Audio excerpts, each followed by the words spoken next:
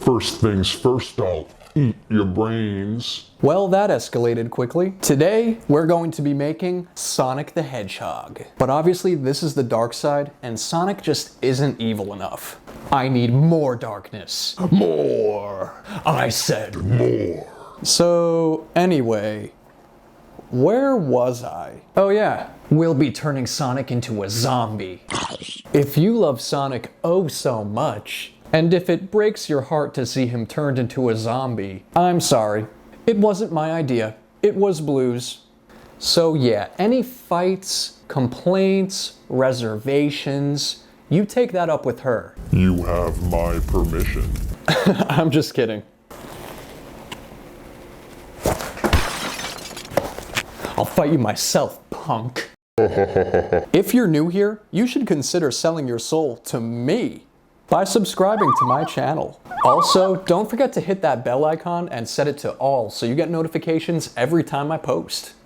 I post new videos every Friday. It's time to bring Sonic to life. Or death, I guess. Whatever. You know what I mean. I've always wanted to make a zombie, to be honest. I am a huge fan of Nerdy Crafter, aka Jackie, aka Salt Queen, and she's made quite a few zombies. Speaking of the Salt Queen, she has graced us with her presence. And wait for it, she subscribed. Thank you, thank you, thank you, thank you, thank you, thank you. No, seriously. Thank you. And so, with all of that unbelievable stuff aside, let's get started. Alright guys, so let's start out and draw this little fast-moving hedgehog. You guys are gonna be the ones moving fast though, because he's coming after your brains. Zombie Sonic takes no prisoners. So I'm thinking for his pose, we'll just kind of put one of his hands up like he's about to run after you and rip out your brain. I also want to make it look like he gets some like real sick pleasure from chasing down his prey. Like this is that snapshot in time in the movies when like you turn a corner and you see Sonic standing there eating a dead body and then he looks up at you and he's like, oh yeah, there's another one. He's coming after that booty. Alright, I just colored in some of his brains and guts and stuff, and now we can get started on the sculpture. So to start off on his head, we're just going to roll out a little adorable ball of clay here. Then I'm just taking one of my clay tools here and just making his little eye sockets. I know that in the recent movie they separated Sonic's eyes for whatever reason, but we're making OG Sonic here. And what that means is he's going to have two eyes that connect in the middle and make one giant disturbing eye. Pay close attention to the eyes. They never lie. You can see here that I just laid out some of his hair spikes on top of his head, and I plopped a little brain nugget there. Now I'm just going to start sculpting on his little mouth and his nose and get that started. Let's just smooth this guy out a little bit. And of course add his little tiny ear. Oh, I just want to bite it. Boom, we got brains. To make the brain, I just used the same technique that I did in the soda can characters video I made a while ago. If you guys didn't see that video, you basically just roll out a little tiny ball of clay, and then you roll out a bunch of clay noodles and just position them around the ball of clay until you get something that looks like a brain. Now our little Sonic is really starting to look like Sonic. I added some eyes, and I'm just kind of sculpting around his mouth and his nose there. Now I'll just bring you guys a little closer and give you a close-up view here. I'm just adding a little bit of spiky texture to his fur. I think it'll make it look a little bit more realistic and a little less flat in the final sculpture. You can see now that I added a few little details like his little tooth and the stitches above his eye. Now we're just going to get started on his body. Here you can see me just plopping some ribs down on the side of him there. So for this part of the sculpture, I just rolled out a little ball of aluminum foil and then I wrapped some clay around it for his body. Then to add some stability for his arms and legs so they don't get too floppy on us, I just wrapped some clay around some aluminum floral wire. That's really important because we're going to bake the head and the body separately, and without that floral wire, this would definitely fall apart. So these two big balls of clay are going to be the beginnings of his feet. They should hopefully be big enough to support his big gigantic head. There we go, that's looking alright. Let's just stick on his little shoelaces there. I'm going to use this little piece of wood here as a base for him, and you guys will see a little bit more of how I build that in a second. Here I'm just trying to bend his little arms into place. Gotta make sure they're attached properly. He has to have something to rip your guts out with. Oh my god, he's gonna eat my guts. He's a murderer.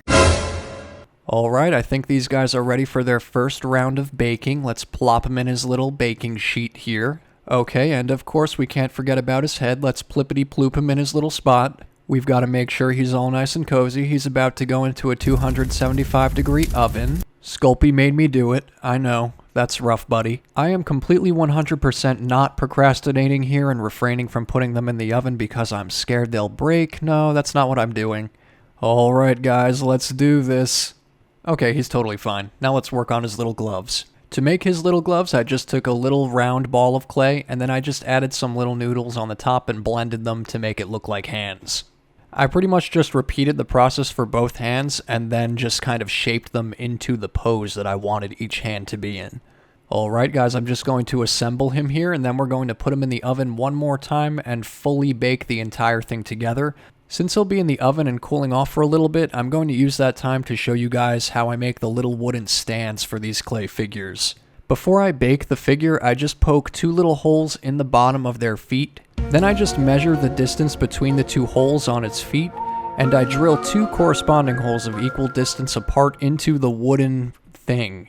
Then I just take some bamboo skewers and cut the tips of them off and glue them into the holes that I drilled on the base.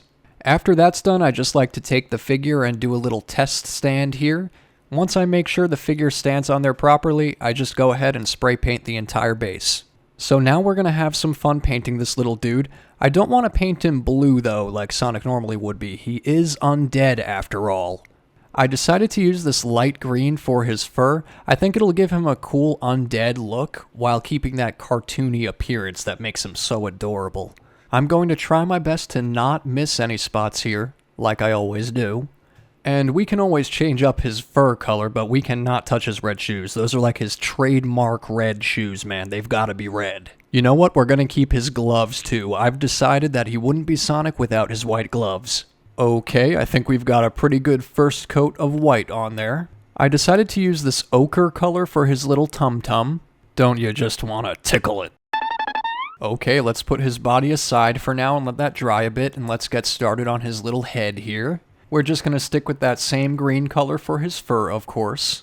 And we're just going to bring some more of that classic red back in here, and we're going to use that for his brain. I want it to look extra bloody. Do you guys remember that werewolf Sonic game a while back when Sonic was like a werewolf or something? I think it was called a werehog. For some reason, he's kind of reminding me of that. Now we're just going to go ahead and paint his one big giant black eye socket here. This was one of the hardest parts of this sculpture for me to paint because I had to like flip it upside down and all over the place to get inside the little nooks and crannies in the top of the eye socket.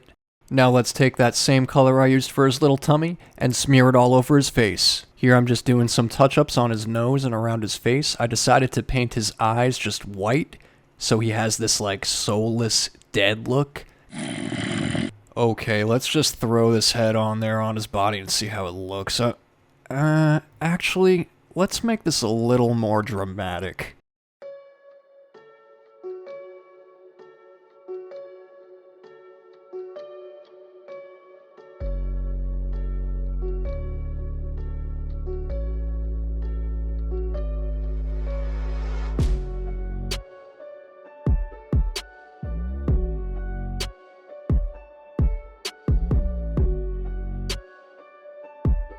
There he is in all his glory.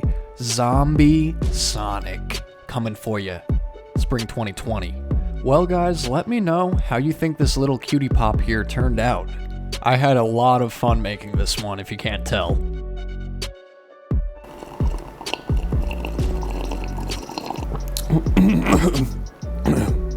Alright, it's loony time. In last week's video, I made some spooky glowing jars. Definitely go check that one out if you haven't already. I just wanted to take a look at some of my favorite comments from that video.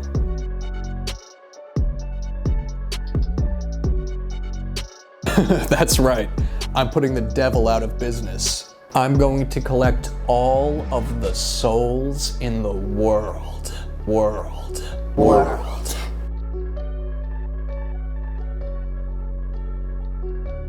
I like to think of life as a video game.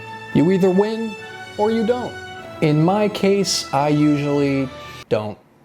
But that doesn't mean I can't try. Because when life gives you lemons... Yeah, I don't know where I was going with that. So to answer your question, no, I don't really play video games anymore. That's how you know you're getting old.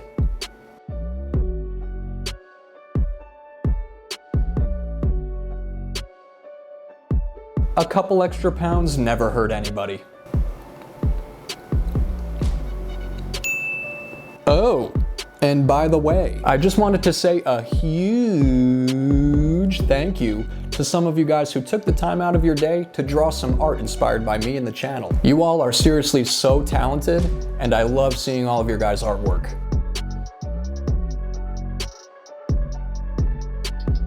I'm thinking if I get some more of them, I might print them out and put them on a wall over there. I love you guys so much. Sit down, Johnny. Class isn't over yet. The bell doesn't dismiss you. I do. Now that I have your attention, I'd just like to say... All it takes to kill a zombie is to break their head or damage their brain. Just one little poke. I guess Sonic's almost dead. Anyway... See you all next Friday. Same loony time. Same loony place.